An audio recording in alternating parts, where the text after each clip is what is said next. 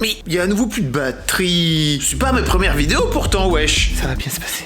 Désolé, je t'ai mal parlé, je me rends bien compte. Oui. Le lendemain, salut à toutes et à tous, je suis Fabrice Florent, j'ai 44 ans et je voudrais sur cette chaîne vous expliquer tous les trucs que j'aurais aimé apprendre à l'école, mais que j'ai dû apprendre grâce à la vie, voilà, et je souhaite vous les partager. Aujourd'hui, je voudrais vous parler d'un truc très important, l'amour! Ou plutôt, la fin de l'amour, la rupture, voire même le divorce. Allez, je vous raconte tout ça dans le générique. Exécuté par qui? Fabrice Florent.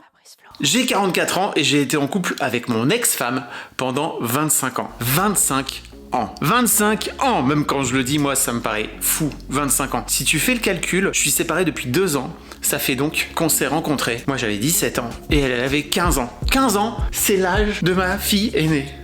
T'imagines? Non! C'est ouf. J'ai grandi avec les contes de fées. D'accord? Pas les contes de fées, mais juste à un moment où on glorifiait l'amour éternel, n'est-ce pas? L'amour qui dure toute la vie, ils vécurent heureux, eurent beaucoup d'enfants, etc., etc. Ça, c'est moi, tu vois. J'ai grandi là-dedans. Là, à l'époque, les divorces n'existaient pas du tout. Non, non, non. Alors, les darons, c'est pas pour autant que les parents y continuaient à s'aimer autant, tu vois, mais ils restaient ensemble. Voilà, parce que c'était souvent plus pratique. Voilà. Donc moi, je me suis construit avec ça pendant toute ma life. C'était, ils vécurent heureux, ils eurent beaucoup d'enfants. Voilà, c'est ma vie. Je viens de là. Donc quand j'ai rencontré ma femme à 17 ans, je n'avais qu'une intention. C'était, on va jusqu'au bout, toi et moi, on fait le marathon de l'existence. Oh là là, quelle naïveté, putain. On est d'accord que c'est une vieille idée, mais il y a toujours ce truc qui glorifie un peu les relations longues jusqu'à en mourir. Il suffit de voir à quel point la séquence d'introduction du film de Pixar Là-haut est devenue culte, a été encensée, qu'aujourd'hui même ma fille, elle l'écoute, tu vois, et qu'à chaque fois qu'elle écoute la musique, ça la fait pleurer. Parce que elle a vraiment ce truc de j'espère que moi aussi je réussirai à vivre ça. Alors oui, je dis pas que ça n'existe pas, hein. Entendez-moi bien, je suis pas en train de dire que c'est impossible, que on ne peut pas découvrir son amour à 17 ans et rester faire tout le grand chelem là, tu vois, jusqu'à 85 piges quand tu finis par mourir et que tu meurs et que t'es heureux. Mais, ça oublie surtout que en fait le temps c'est long. Le temps c'est long et en fait c'est très très dur et c'est même un vrai challenge de réussir à évoluer ensemble pendant 25 ans. Ensemble, en parallèle, à côté. Pas juste il y en a un qui décide d'aller comme ça. Il suffit d'un tout petit truc. Un tout petit truc pour que les chemins commencent à se séparer petit à petit. Et ça peut parfois prendre quelques années, voire même quelques décennies. Mais en fait, au bout d'un moment, les chemins se séparent. Et le fossé qui existe entre les deux personnes finit par ne plus être sautable. Enfin, tu peux plus le traverser. Traversable. Voilà. C'est pas du tout traversable. Non, je crois pas. Pour plein de gens autour de nous, rester comme ça depuis aussi longtemps, c'était un peu une sorte de couple idéal. Oh là là, vous êtes ensemble depuis si longtemps, vous vous connaissez super bien, etc. C'est vrai, on se connaissait super bien. Mais, faut pas oublier un truc, les gars. Ou les meufs, hein. On ne sait jamais ce qui se passe dans les couples.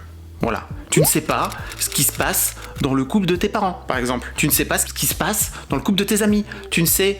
Peut-être parfois même tu sais pas ce qui se passe dans ton propre couple. Ça, je te le souhaite pas, mais parfois ça arrive. Et en fait, quand on a annoncé autour de nous qu'on allait se séparer, il y a eu une vraie réaction qui était limite plus forte de la part de nos amis et de notre entourage que pour nous. Et l'amour est mort. Ça, en fait, je crois surtout que le vrai truc, c'est que ça renvoie aux gens la potentielle fin de leur propre couple. Pareil pour la mort, en fait. C'est une fin, c'est un deuil. Est-ce que ça continue à enregistrer? Oui. Alors, faut dire que de mon côté, j'avais pas mal mis en scène le côté, c'est notre couple, quoi. C'était hyper authentique et hyper sincère à l'époque, mais je sais que j'en ai joué de ce côté. Regardez un petit peu notre couple, comment il fonctionne, etc. J'avais même fait un article à l'époque sur Mademoiselle, et je crois que j'en reparlerai sur cette chaîne YouTube, en fait, du couple en tant que tel. Pas forcément de la fin du couple, mais des recettes, entre guillemets, qu'on a pu utiliser pendant 25 piges pour réussir à faire en sorte de le nourrir. Pas le tenir, mais le nourrir, parce qu'en fait, ça n'est que ça, un couple. C'est une relation qu'il faut nourrir. Mais en fait, l'histoire que je voulais te raconter aujourd'hui, c'est celle-ci.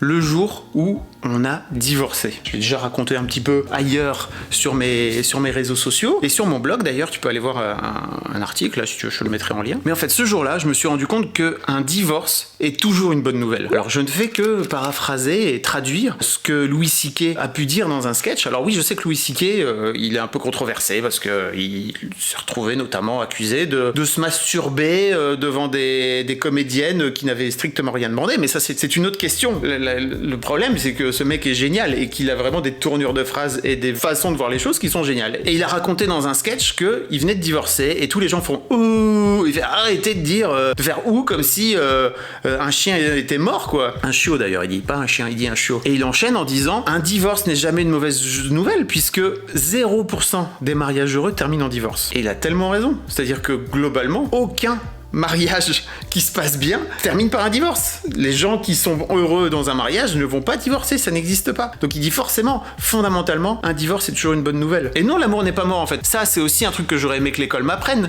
c'est que l'amour change en fait. L'amour n'est pas juste, c'est pas juste 0-1, on-off. Non, jamais. L'amour change. Et en fait, on s'est fait la réflexion avec mon ex-femme, c'est qu'à partir du moment où on a pris cette décision de se séparer, on s'est séparés de façon assez sympathique et collégiale parce que c'était vraiment une décision mutuelle, on s'est fait la réflexion de regarde en fait, notre relation et l'amour qu'on a l'un pour l'autre est en train de changer. Et je ne vais pas dire que je n'ai plus d'amour pour mon ex-femme parce qu'en fait, c'est quelqu'un qui a compté pour moi énormément pendant 25 ans dans ma vie, avec qui j'ai fait des enfants, etc. Donc c'est vraiment quelqu'un d'important pour moi dans mon existence et je tiens énormément à elle. En revanche, je ne suis plus amoureux d'elle. Le problème, c'est qu'en France, on n'a pas assez de mots pour dire ça. On a juste amour, je t'aime bien, et même je t'aime, ça veut rien dire en fait. Tu peux très bien aimer un ami, mais tu n'aimeras pas un ami de la même façon que tu aimeras une amoureuse ou un amoureux. Et en fait, ouais, je crois que l'un des trucs que j'ai appris ces 2-3 dernières années, depuis que je suis séparé, c'est que l'amour change, et que globalement, la fin d'une histoire n'est jamais une mauvaise nouvelle. Je vous en ai parlé dans la vidéo sur la peur, je vous invite à aller l'écouter ou aller la regarder si vous avez pas encore fait, je vous la mets là ou là, je ne sais jamais, moi. Je suis pas Evelyne Delia, frère. Anyway, j'en ai parlé dans la peur, et pour moi, il y a un vrai truc aujourd'hui je veux faire en sorte de vivre mes histoires de la façon la plus intense possible pour faire en sorte de ne rien regretter derrière. Et en fait, la fin d'une histoire n'est jamais une mauvaise nouvelle. Un divorce n'est jamais une mauvaise nouvelle. Alors certes, c'est compliqué à vivre pour tout le monde, ça rend potentiellement les protagonistes malheureux. Il y en a peut-être dans certains cas, il y en a un qui l'a pas décidé et l'autre c'est plutôt la décision de l'autre. S'il y a des enfants entre ces deux parents, ça peut aussi rendre les gens malheureux, mais globalement, je crois qu'au long terme, si on regarde un peu plus loin, voilà, c'est toujours une bonne nouvelle. Parce qu'en fait, il n'y aura aucun divorce dans une famille où ça se passe à merveille. Et ça, putain, j'aurais aimé l'apprendre plus tôt, quoi. Qu'est-ce que tu penses de cette idée ? Un divorce n'est jamais une mauvaise nouvelle. Ça t'ouvre un peu la tête ou pas ? Parce que moi, ça m'a ouvert la tête la première fois où je l'ai entendu, vraiment.